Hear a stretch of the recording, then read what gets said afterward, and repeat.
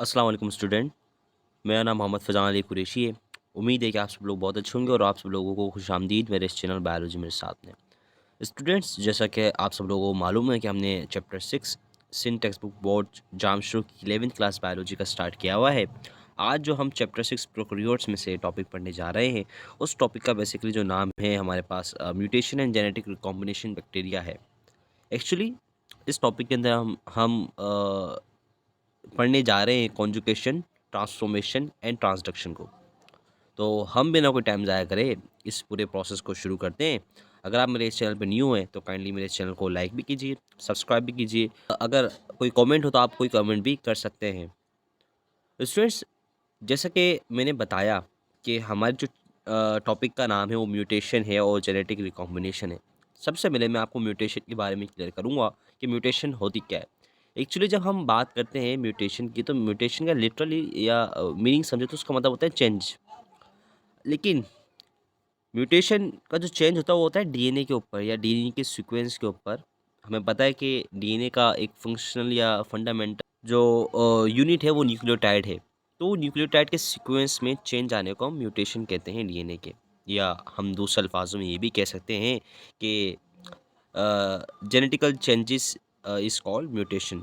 अगर किसी भी लिविंग ऑर्गेनिज्म की जेनेटिक कॉन्स्टिट्यूशन की जेनेटिक सीक्वेंस के अंदर चेंज आ जाए तो उसको म्यूटेशन कहते हैं। अब हम बात करते हैं जेनेटिक रिकॉम्बिनेशन, एक्चुअली जो कि एक्चुअली बहुत बड़ा टॉपिक है। इसको समझना बहुत ज़्यादा इंपॉर्टेंट है क्योंकि प्रोकैरियोट्स के बारे में बताता है कि वो किस तरीके से अपने आप के अंदर वेरिएशन लेके आते हैं। क्योंकि जेनेटिक का तो बेसिक मकसद ये होता है, genetic is the study in which we study about the changes among the living species. तो बैक्टीरिया के अंदर किस तरीके से चेंजेस आते हैं, तो आज हम ये समझेंगे कौन से ऐसे प्रोसेस हैं जो बैक्टीरिया के अंदर वेरिएशंस लेकर आते हैं। मिसाल के तौर पे कुछ बैक्टीरिया होते हैं जिनके पास फ्लैजिला होता है, कुछ बैक्टीरिया होते हैं जिनके पास फ्लैजिला नहीं होता। कुछ बैक्टीरिया ऐसे होते हैं जो टॉक्सिन्स या ऐसे केमिकल प्रोड्यूस करते हैं जो कि हार्मफुल होते हैं।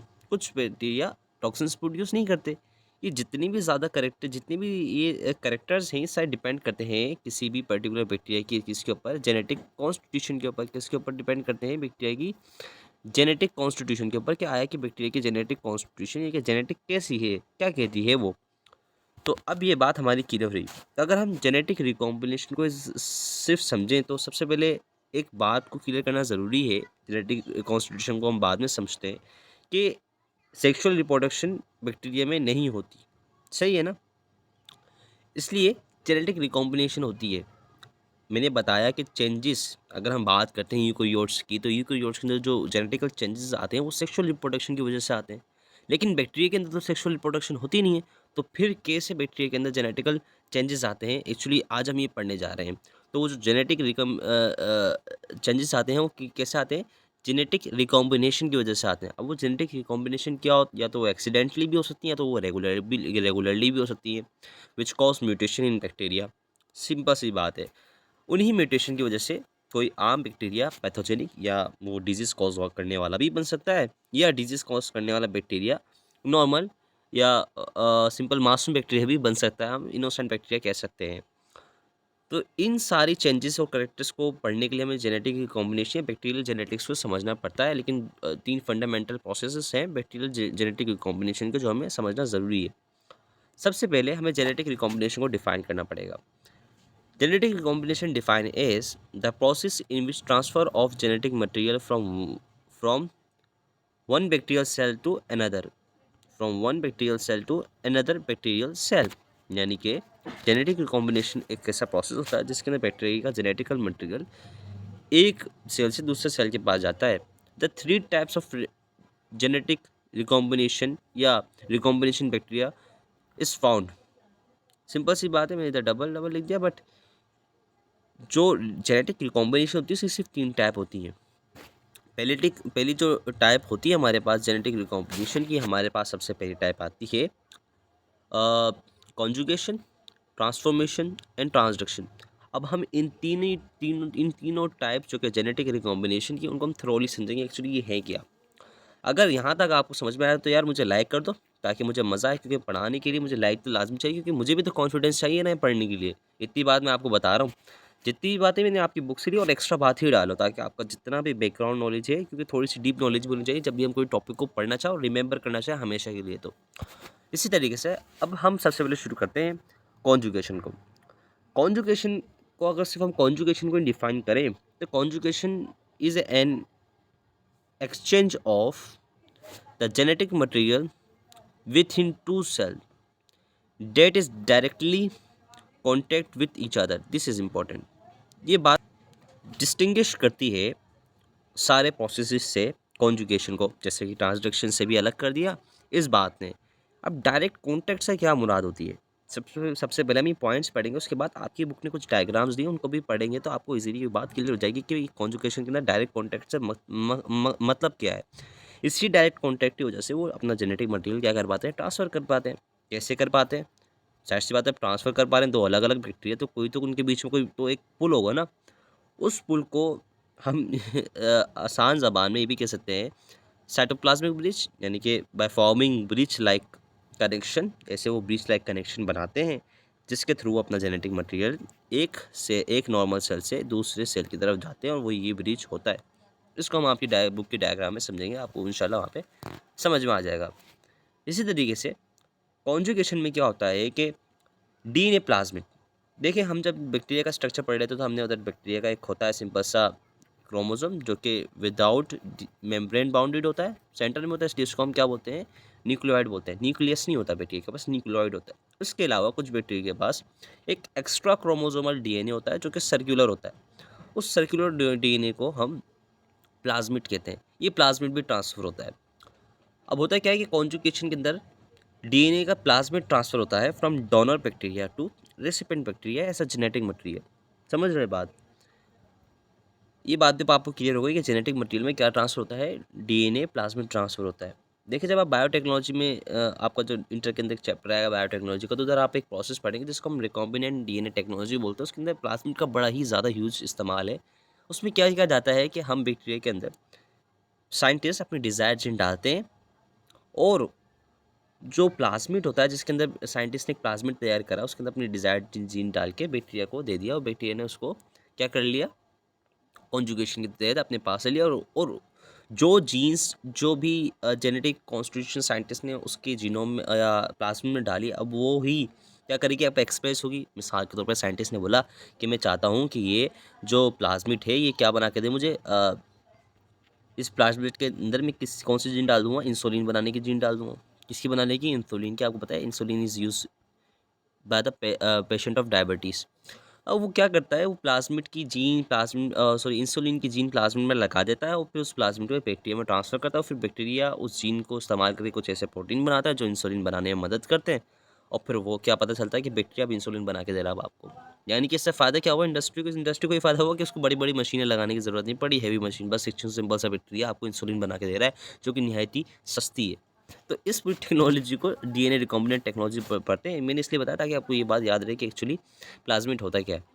अब आप आगे पढ़ेंगे तो आपका मसला हल होगा। मैंने जैसे कि आपको शुरू में बताया कि बैक्टीरिया सेक्सुअल रिप्रोडक्शन को फॉलो नहीं करते, तो क्या करते हैं, actually it is a parasexual mode of reproduction को फॉलो करते हैं। क्या करते हैं, पैरासेक्सुअल मोड ऑफ रिप्रोडक्शन। ये बहुत ज़्यादा इंपॉर्टेंट है, आपकी बुक ने इसको इस्तेमाल किया, अच्छा वैसे वर्ड को इस्तेमाल किया, क्योंकि जो इससे पिछली प्रीवियस बुक थी उसके अंदर इस बात के ऊपर फोर्स ही नहीं डाला गया था कि एक्चुअली बैक्टीरिया सेक्सुअल रिप्रोडक्शन करता भी नहीं करता।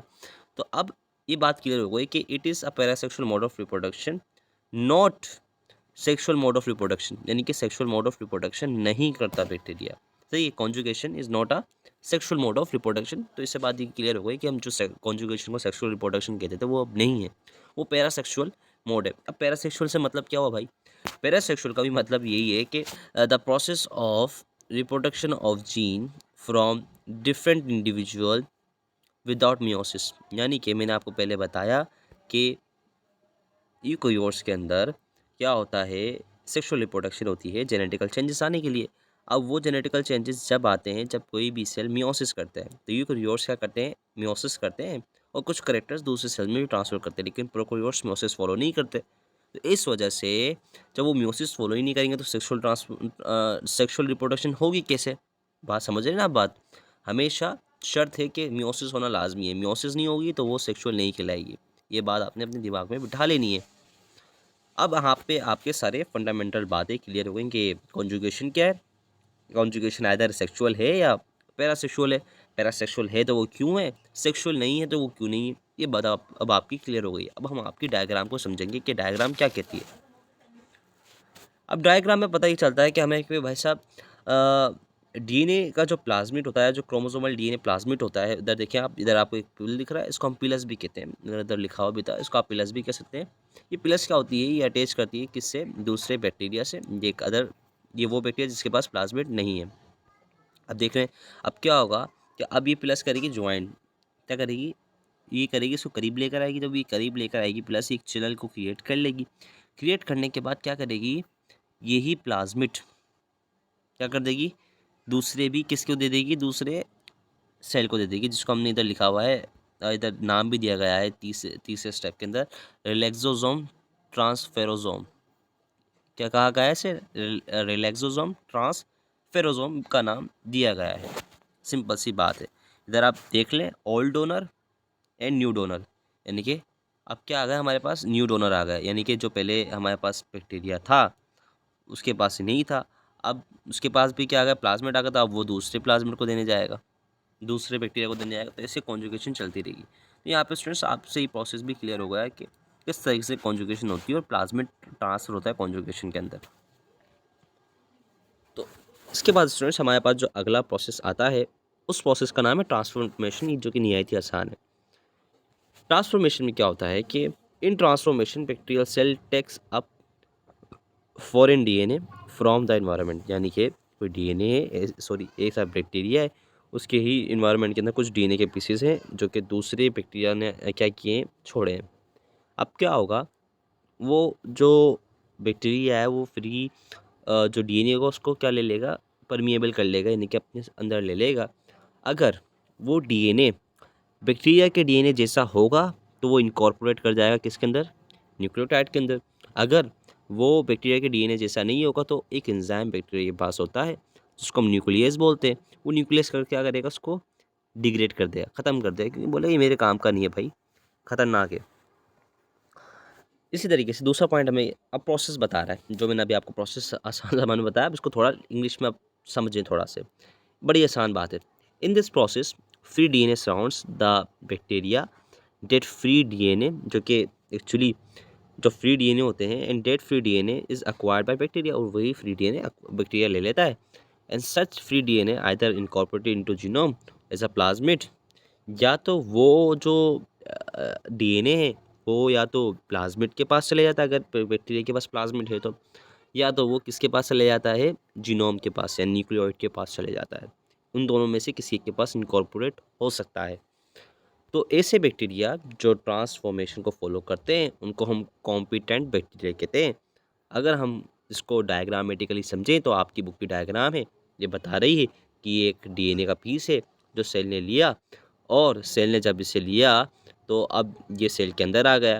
और जब ये सेल के अंदर आएगा तो अब ये क्या करेगा, या तो डीएनए में इंटीग्रेट इनटू जीनोम, या तो वो जीनोम के पास चले जाएगा, या तो वो क्या हो जाएगा, या तो इंटीग्रेट में डीएनए में इंटीग्रेट इनटू जीनोम और exist as a plasmid, sorry इधर मैंने कहा कि प्लाज्मिड के अंदर जाएगा नहीं, प्लाज्मिड के या तो फिर वो प्लाज्मिड बन जाएगा, ऐसे क्या एग्जिस्ट एज अ प्लाज्मिड, या तो खुद सर्कुलर प्लाज्मिड की फॉर्म में रहेगा। तो ये भी एक प्रोसेस है जो कि ट्रांसफॉर्मेशन कहलाता है। मुझे उम्मीद है कि ये बात भी अब आपकी क्लियर हो गई होगी कि एक्चुअली ट्रांसफॉर्मेशन क्या है और वो किस तरीके से कॉन्जुगेशन से डिफरेंट है, ये मैंने आपको बात बता दी है।